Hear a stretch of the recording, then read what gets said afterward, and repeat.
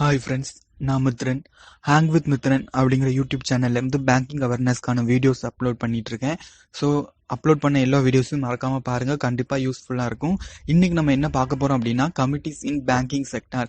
Banking செக்டாரில் என்னென்ன கமிட்டிஸ்லாம் form பண்ணியிருந்தாங்க அப்படிங்கிறத பற்றி எல்லாம் பார்க்க போகிறோம். ஸோ கமிட்டிஸ் எதுக்கு ஃபார்ம் பண்ணுறாங்க அப்படின்னா, ஒரு பேங்க் ஒரு சில ரெகுலேஷன்ஸை சொல்கிறாங்க பேங்க்ஸுக்கோ மக்களுக்கோ. ஸோ அந்த ரெகுலேஷன்ஸ் எப்படி அவங்கள போய் சேருது, தென் என்னென்ன ரீஃபார்ம்ஸ் கொண்டு வரலாம் அப்படிங்கிறத பற்றி ஒரு கமிட்டி ஃபார்ம் பண்ணி அவங்ககிட்ட இருந்து ரிப்போர்ட் கலெக்ட் பண்ணி அவங்களுக்கு ஏற்ற மாதிரி அவங்களுக்கு ஏற்ற மாதிரி சில கைட்லைன்ஸ் கொண்டு வராங்க, சில இதை நடைமுறைப்படுத்துகிறாங்க. ஸோ இதுக்காக தான் கமிட்டிஸை ஃபார்ம் பண்ணுறாங்க பேங்கிங் செக்டர். ஸோ இன்னைக்கு நம்ம என்னென்ன கமிட்டிஸ்லாம் பார்க்க போகிறோம்னா, ரொம்ப முக்கியமான கமிட்டிஸ். ஏன்னா பேங்கிங் செக்டரில் கிட்டத்தட்ட 100 கமிட்டிஸ் மேலே ஃபார்ம் பண்ணியிருந்திருக்காங்க. ஸோ அதுலேருந்து சில முக்கியமான கமிட்டிஸ் பார்க்க போகிறோம். அது போக 2020 என்னென்ன கமிட்டிஸ் ஃபார்ம் பண்ணியிருக்காங்க அப்படிங்கிறத பற்றியும் பார்க்க போகிறோம். ஸோ மறக்காமல் வீடியோ ஃபுல்லாக பாருங்கள், கண்டிப்பாக யூஸ்ஃபுல்லாக இருக்கும். வீடியோக்குள்ளே போகிறதுக்கு முன்னாடி நம்ம சேனல் ஹேங் வித் மித்ரன் அதை சப்ஸ்கிரைப் பண்ணிடுங்க. கண்டிப்பாக மக்களே, இந்த வீடியோ பிடிச்சிருந்தா லைக் பண்ணுங்கள். இதுவும் உங்கள் ஃப்ரெண்ட்ஸ்க்கு யூஸ்ஃபுல்லாக இருக்கும் அப்படின்னா ஷேர் பண்ணுங்கள். ஏதாவது சஜஷன் சொல்லணும் இல்லை ஏதாவது ஃபீட்பேக் சொல்லணும் அப்படின்னா அதை கமெண்ட்டில் சொல்லுங்கள். மறக்காமல் நம்ம சேனல் ஹேங் வித் மித்ரனை சப்ஸ்கிரைப் பண்ணிடுங்க. இன்னொரு விஷயம் என்னென்னா, இனிமே நான் அப்லோட் பண்ண போகிற ஒவ்வொரு டாப்பிக்குக்கும் அந்த குவிஸ் வைக்க போகிறேன். ஸோ அந்த குவிஸோட லிங்க்கை நான் இந்த வீடியோ டிஸ்கிரிப்ஷன் கீழே கொடுத்துருக்குறேன். ஸோ டெலிகிராமில் அந்த குவிஸை நீங்கள் அட்டன் பண்ணிக்கலாம். குவிஸ் லிங்க் இனிமேல் ஒவ்வொரு டாப்பிக்லையும் குவிஸ் லிங்க் இருக்கும். ஸோ நீங்கள் ஒரு டாப்பிக்கை பார்த்துட்டிங்கன்னா, பார்த்ததுக்கப்புறம் குவிஸ் போட்டு பார்த்தா கண்டிப்பாக உங்களுக்கு அந்த டாபிக் அப்படியே மனசில் நிற்கும். ஸோ அதுக்காக தான் இந்த முயற்சி. ஸோ மறக்காமல் வீடியோ பார்த்துட்டு குவிஸ் அட்டன் பண்ணுங்கள் ஃப்ரெண்ட்ஸ். வாங்க டாபிக் உள்ள போகலாம். Committees in banking sector. So important committees என்னென்ன அப்படிங்கிறதெல்லாம் நம்ம இப்போ பார்க்க போகிறோம். ஃபர்ஸ்ட், நம்ம கமிட்டிஸ் அப்படிங்கும் போதே நமக்கு ஒரு சில கமிட்டிஸ் ஞாபகம் வரும். ஸோ அந்த மாதிரி ஒரு கமிட்டி என்ன கமிட்டினா நரசிம்மன் கமிட்டி. நரசிம்மன் கமிட்டி தான் பேங்கிங்கில் நிறைய ரீஃபார்ம்ஸ் கொண்டு வந்தாங்க. ஸோ ஃபர்ஸ்ட் ஸ்டார்ட் பண்ண நிறைய கமிட்டியில் ரொம்ப முக்கியமான கமிட்டி அப்படின்னா என்னென்னா நரசிம்மன் கமிட்டி தான். நரசிம்மன் அப்படிங்கிறவர் ஆர்பிஐ கவர்னர். அவர் என்னென்ன கமிட்டி அவர் ஹெட்டாக வச்சு ஒரு கமிட்டி ஃபார்ம் பண்ணி பேங்கிங்கில் சில ரீஃபார்ம்ஸ்லாம் கொண்டு வந்தாங்க.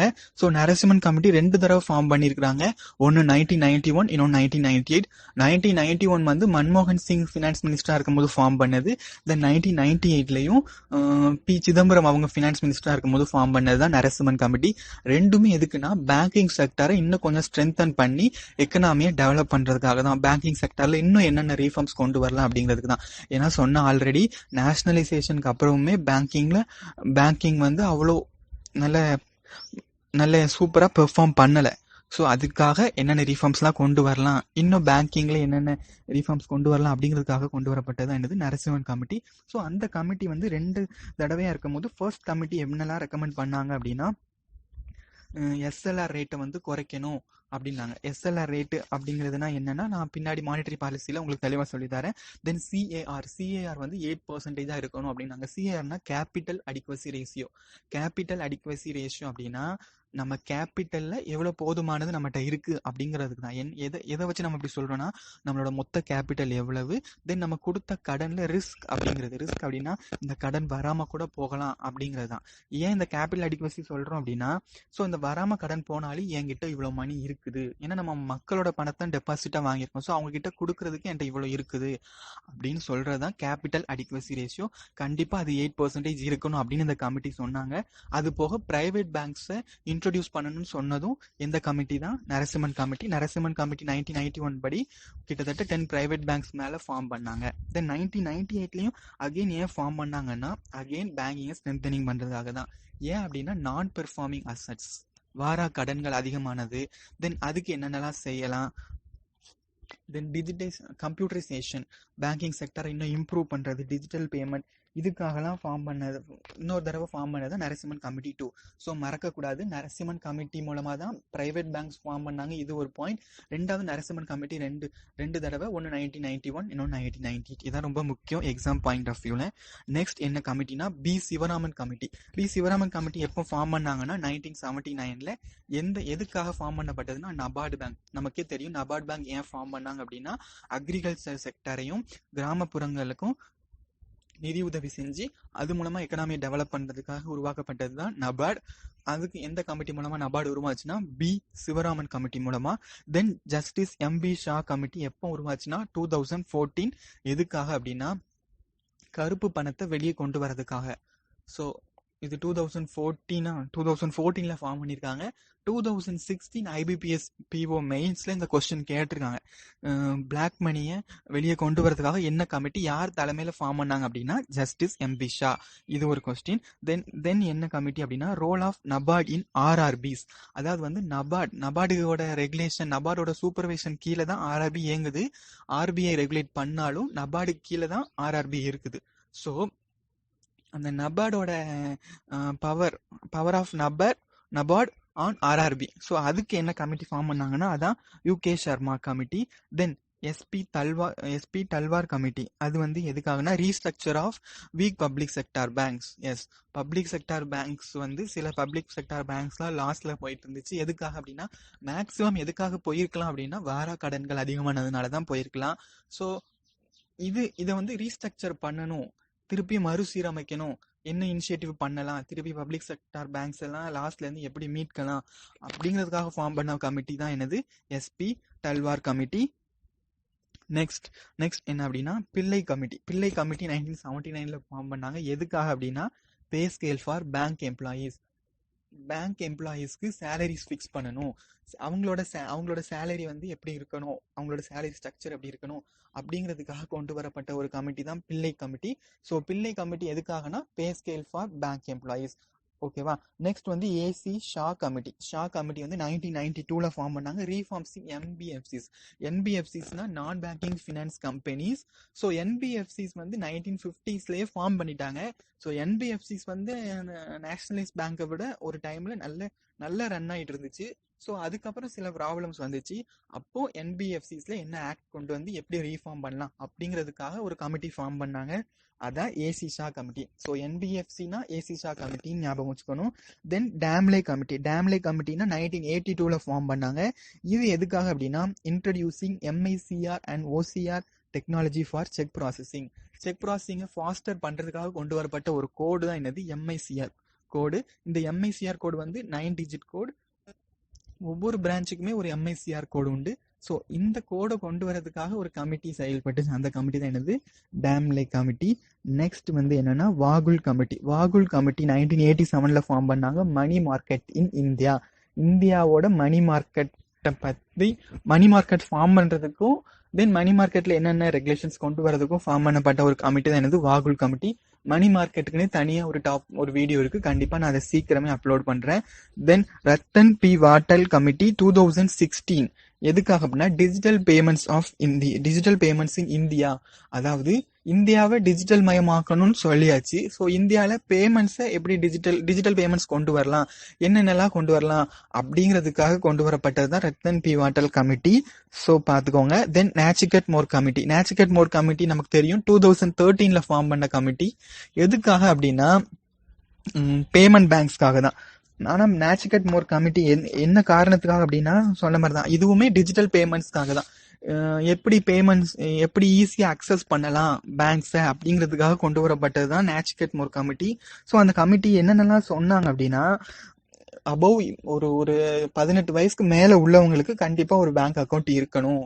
தென் இப்போ நமக்கு பணம் தேவை அப்படின்னா நம்ம போய் எடுக்கணும், அப்படித்தானே, ஒரு பிரான்ச்ல எடுக்கணும் இல்ல ஒரு ATMல எடுக்கணும்னா கண்டிப்பா நம்ம இருக்க இடத்துல இருந்து ஒரு 15 மினிட்ஸ்க்குள்ள அந்த ஏரியாவை நம்ம ரீச் பண்ணி அந்த அளவுக்கு நமக்கு அக்சஸ் இருக்கணும். அந்த டைம்ல நமக்கு பணம் கிடைக்கிற மாதிரி இருக்கணும். இந்த மாதிரி அப்புறம் ஸ்மால் இண்டஸ்ட்ரீஸ்க்குலாம் நிறைய ஃபினான்ஸ் சப்போர்ட் கொடுக்கணும். இந்த மாதிரி சில ரெக்கமெண்டேஷன்ஸ்லாம் இந்த கமிட்டி முன் வச்சாங்க. ஸோ அந்த ரெக்கமெண்டேஷன்ஸ்க்கு கீழே தான் என்ன ஃபார்ம் பண்ணோம், பேமெண்ட் பேங்க்ஸ் ஃபார்ம் பண்ணோம். ஃபர்ஸ்ட் ஃபார்ம் பண்ணப்பட்ட பேமெண்ட் பேங்க்ஸ் என்ன மறந்துடக்கூடாது, ஏர்டெல் பேமெண்ட் பேங்க்ஸ்.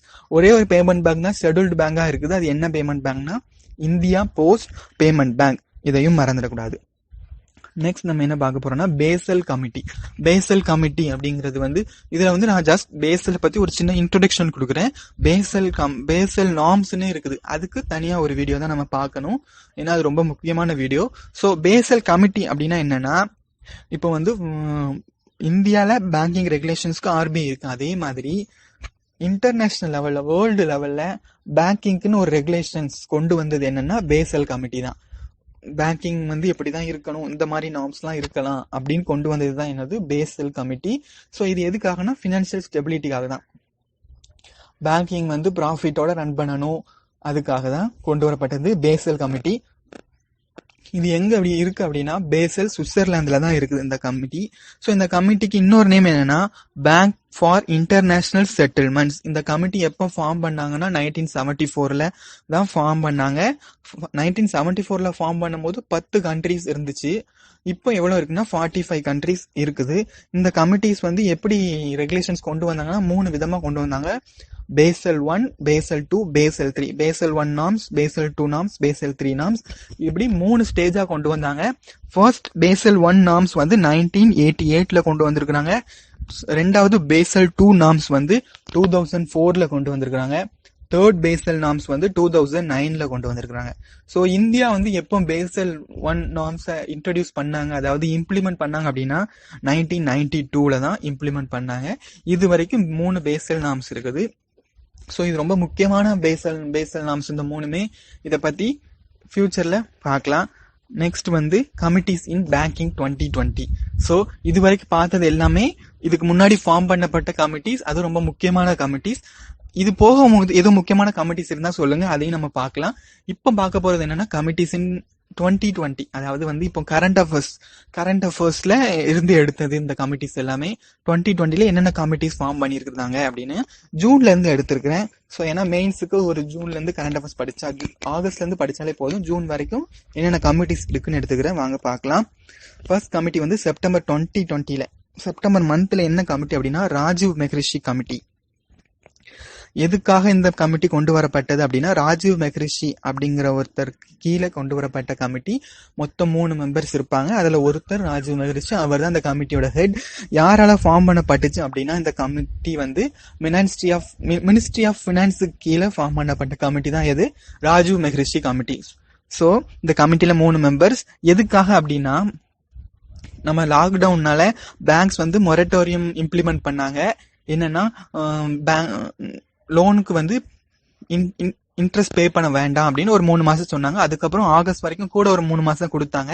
ஸோ அதுக்கப்புறம் என்ன சொன்னாங்க அப்படின்னா இந்த இன்ட்ரெஸ்ட் போடுற மாதிரி ஒரு ரூல்ஸ் சொன்னாங்க, ஒரு நியூஸ் சொன்னாங்க. ஸோ அது வந்து பலவிதமா எதிர்ப்பு கிளம்பிச்சு. ஸோ அதுக்காக ஒரு கமிட்டி ஃபார்ம் பண்ணாங்க, ராஜீவ் மெஹ்ரிஷி கமிட்டி. ஸோ அந்த கமிட்டி என்ன ரெக்கமெண்டேஷன் கொடுத்தாங்க அப்படின்னா அப்படி இன்ட்ரெஸ்ட் ப்ரொவைட் பண்ண வேண்டாம் அப்படிங்கறத இந்த கமிட்டி ரெக்கமெண்ட் பண்ணாங்க. ஸோ இன்ட்ரெஸ்ட் ஆன் லோன்ஸ் அப்படின்னாலே அது என்ன கமிட்டி, ராஜீவ் மெஹ்ரிஷி கமிட்டி. எத்தனை பேரு, 3 பேரு. யார் ஃபார்ம் பண்ணாங்க அப்படின்னா மினிஸ்ட்ரி ஆஃப் ஃபினான்ஸ் ஃபார்ம் பண்ணாங்க. இதுதான் ரொம்ப முக்கியமானது இது. நெக்ஸ்ட் வந்து KV Kamath committee. Kamath committee வந்து எப்பன்னா ஆகஸ்ட் 2020 ஃபார்ம் பண்ண கமிட்டி. இதுல 5 மெம்பர்ஸ். இது வந்து யாரால ஃபார்ம் பண்ணப்பட்டுச்சுன்னா ஆர்பிஐயால தான் ஃபார்ம் பண்ணப்பட்டுச்சு. இந்த கமிட்டி எதுக்காக ஃபார்ம் பண்ணாங்கன்னா ரீஸ்ட்ரக்சரிங் ஆஃப் லோன்ஸ், அதுக்காக ஃபார்ம் பண்ணாங்க. என்னென்ன ரெக்கமெண்டேஷன்ஸ் கொண்டு வரலாம் அப்படிங்கிறதுக்காக. ஸோ ரீஸ்ட்ரக்சரிங் ஆஃப் லோன்ஸ் அப்படின்னா என்னன்னா இப்போ வந்து நம்ம இப்போ நான் ஒரு லோன் வாங்கியிருக்கிறேன், ஒரு 5 lakhs லோன் வாங்கியிருக்கிறேன் அப்படின்னா என்னால அந்த டைம்ல பே பண்ண முடியல அப்படிங்கும் பொழுது, ஏன்னா இப்ப COVID-19 பேண்டமிக்கால நிறைய பொருளாதார ப்ராப்ளம் ஒவ்வொருத்தருக்கும் வந்துச்சு. ஸோ அதே மாதிரி இருக்கும்போது இப்ப நான் 5 லட்சம் லோன் வாங்கியிருக்கிறேன். ஸோ பேங்க்ட போய் கேட்கறேன், நான் வந்து இப்போ 3 வருஷம் தான் எனக்கு, அந்த 3 வருஷத்துக்குள்ள அந்த லோனை நான் கட்டி முடிக்கணும் அப்படிங்கறது தான் ரூல்ஸ் முதல்ல வாங்கியிருக்கிறேன். ஸோ நான் பேங்க்ட போய் என்னால இந்த 3 வருஷத்துக்குள்ள கட்ட முடியாது, ஸோ கூட ஒரு 2 வருஷம் எக்ஸ்டெண்ட் பண்ணுங்க, கூட ஒரு வருஷம் எக்ஸ்டெண்ட் பண்ணுங்க அப்படின்னு சொல்லி பண்றதுதான் ரீஸ்ட்ரக்சரிங் ஆஃப் லோன்ஸ். அப்படி கூட 2 வருஷம் பண்ணும்போது என்ன ஆகும் அப்படின்னா இன்ட்ரெஸ்ட் ரேட் குறையும். இப்ப வந்து நான் 10,000 இன்ட்ரெஸ்ட் கட்டிட்டு இருக்கேன் அப்படின்னா கூட 2 வருஷம் போகும்போது நான் அந்த இன்ட்ரெஸ்ட் ரேட் ஒன்று என்ன ஆகும், 7,000 மாறும். ஸோ இதுதான் ரீஸ்ட்ரக்சரிங் ஆஃப் லோன்ஸ். பட் என்ன பிரச்சனை அப்படின்னா இயர் போகிறதுனால இப்போ வந்து நம்ம 3 வருஷத்துல வந்து மொத்தமா சேர்த்து நம்ம எவ்வளவு கட்டலாம் அப்படின்னா 5 லட்சத்துக்கு நான் ஒரு 5,50,000 கட்டுறேன் அப்படின்னா ரீஸ்ட்ரக்சர் பண்ணி கூட 2 இயர் வரும்பொழுது என்ன ஆகும் அப்படின்னா 5 லட்சம் 6 லட்சமா கூட நான் கட்ட வாய்ப்பு இருக்கு. இதுதான் ரீஸ்ட்ரக்சரிங் ஆஃப் லோன்ஸ்ல உள்ள ஒரு சின்ன ப்ராப்ளம். ஸோ இவங்க அந்த மாதிரி ரீஸ்ட்ரக்சர் எங்கெல்லாம் பண்ணலாம் அப்படிங்கிறதுக்காக இவங்க ஒரு 26 செக்டார்ஸ் கொண்டு வந்தாங்க. அக்ரிகல்ச்சர்ல இருந்து ஒரு 26 செக்டார்ஸ் கொண்டு வந்தாங்க. தென் இவங்க என்ன சொல்லியிருக்காங்க அப்படின்னா அந்த ரீஸ்ட்ரக்சருமே பேங்க்ஸ் என்ன பண்ணலாம், தன்னோட நிதி சுமையை கருத்தில் கொண்டு ரீஸ்ட்ரக்சரிங் பண்ணிக்கலாம் அப்படின்னு தான் இவங்க சொல்லியிருக்காங்க. என்னென்ன செக்டார்ஸ்க்குலாம் 26 செக்டார். ஸோ இதை எப்படி கரண்ட் அஃபேர்ஸ்ல கேட்கலாம் அப்படின்னா, ரீஸ்ட்ரக்சரிங் ஆஃப் லோன்ஸ் யார் தலைமையில நடந்துச்சு, கேவி காமத் தலைமையில நடந்துச்சு. அதுல எத்தனை மெம்பர்ஸ் இருந்தாங்க, 5 மெம்பர்ஸ். அந்த கமிட்டியை ஃபார்ம் பண்ணது யாரு, ஆர்பிஐ. எத்தனை செக்டார்ஸ்க்கு ரீஸ்ட்ரக்சரிங் கொடுக்கலாம் அப்படின்னு சொன்னாங்கன்னா 26 செக்டார்ஸ்க்கு கொடுக்கலாம் அப்படின்னு சொல்லியிருக்காங்க. நெக்ஸ்ட் பார்க்க போற கமிட்டி யார் கமிட்டி அப்படின்னா professor Deepak P Pathak committee. July மாசம் உள்ள கரண்ட் அஃபேர்ஸ்ல இருக்குது. ஸோ இந்த கமிட்டியில எத்தனை பேர்னா 6 மெம்பர்ஸ். இந்த கமிட்டியை ஃபார்ம் பண்ணது யாரு அப்படின்னா ஆர்பிஐ.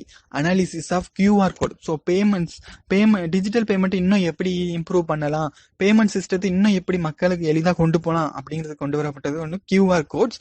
ஸோ கியூஆர் கோட்ஸை பத்தி கியூஆர் கோட் பேமெண்ட்டை பத்தி எப்படி அனலைஸ் பண்றாங்க அப்படின்னா என்னென்ன கியூஆர் கோட்லாம் இருக்குது அப்படிங்கறத பத்தியும் அதுல என்னெல்லாம் பெஸ்டா இருக்கோ அதை பத்தியும் தான் இந்த கமிட்டி சொல்லுது. ஸோ இதுல முக்கியமா 2 கியூஆர் கோடு என்னன்னா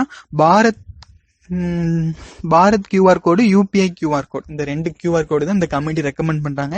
இந்த கியூஆர் கோடு வழக்கத்துல தான் இருக்கு, இதுவே கண்டினியூ பண்ணலாம் அப்படின்னு ரெக்கமெண்ட் பண்றாங்க. ஸோ கியூஆர் கோட் அனாலிசிஸ் அப்படின்னால யார் committee, professor Deepak P Pathak committee. யாரால ஃபார்ம் பண்ணப்பட்டுச்சுன்னா ஆர்பிஐயால ஃபார்ம் பண்ணப்பட்டுச்சு.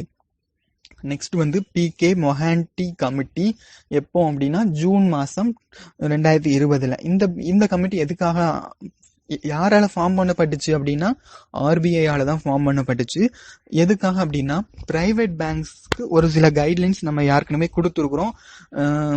ஒரு பிரைவேட் பேங்க்ஸ்க்கு லைசன்ஸ் கொடுக்கணும்னாலும் அது என்னென்ன இவ்வளவு பெய்ட் அப் கேபிட்டல் இருக்கணும் அப்படின்லாம் நம்ம சொல்லியிருக்கோம்ல. ஸோ அதெல்லாம் ரிவைஸ் பண்றதுக்காக, அதெல்லாம் ரிவ்யூ பண்றதுக்காக இப்போ ஒரு சில பிரைவேட் பேங்க்ஸ் எல்லாம் இப்போ தவறுகள் நடந்துட்டு இருக்கு. ஒரு சில பேங்க் எல்லாம் நம்ம இப்போ பார்த்தோம், பிசிஏ ஆக்ஷன்லாம் எடுத்தாங்க. ஸோ அதே மாதிரி இப்போ பிரைவேட் பேங்க்ஸ்ல என்னென்ன இதுக்கு முன்னாடி இருந்த சட்டங்களை எதுவும் மாற்றம் கொண்டு வரணுமா, எதுவும் அமெண்ட் பண்ணணுமா அப்படிங்கிறதுக்காக கொண்டு வரப்பட்டதான் பிகே மொஹான்டி கமிட்டி. ஓகேவா, இவ்வளவுதான். ஸோ பிரைவேட் செக்டார் பேங்க்ஸை ரிவ்யூ பண்றதுக்காக கொண்டு வரப்பட்ட கமிட்டி தான் இது பிகே மொஹான்டி கமிட்டி. இதுதான் ஜூன் டு டிசம்பர் இவ்வளவு கமிட்டி தான் ஃபார்ம் பண்ணிருக்காங்க. ஸோ இது கண்டிப்பா கரண்ட் அஃபேர்ஸ் கொஸ்டின், அதாவது ஜெனரல் அவேர்னஸ்ல மெயின்ஸ்ல கேட்க வாய்ப்பு இருக்கு. ஸோ அதனால எடுத்துட்டு வந்தேன் ஃப்ரெண்ட்ஸ். இவ்வளவுதான் கமிட்டியின் பேங்கிங் செக்டர் ரொம்ப இம்பார்ட்டன்ட் சொல்ல முடியாது. ஸோ தெரிஞ்சு வச்சுக்கலாம். மேபி ஸ்டாட்டிக்லயோ இல்ல கரண்ட் அஃபேர்ஸ்லயோ ரீசெண்டா நடந்ததையோ கேட்க வாய்ப்பு இருக்கு. அதனாலதான் இந்த டாபிக் கொண்டு வந்தேன். So that's all. Thanks friends. நம்ம வீடியோ பிடிச்சிருந்தா லைக் பண்ணுங்க. கண்டிப்பா உங்க ஃப்ரெண்ட்ஸ்க்கும் யூஸ்ஃபுல்லா இருக்கும் அப்படின்னா ஷேர் பண்ணுங்க. மறக்காம கமெண்ட் பண்ணுங்க. சப்ஸ்கிரைப் பண்ணவும் மறந்துடாதீங்க. அண்ட் இன்னொரு விஷயம் என்னன்னா, குவிஸ் கீழே கமிட்டி இன் பேங்கிங் செக்டார் பத்தின ஒரு குவிஸோட லிங்க் இருக்கு. கண்டிப்பா அதில் அட்டென்ட் பண்ணி பாருங்க, யூஸ்ஃபுல்லா இருக்கும். Thanks friends.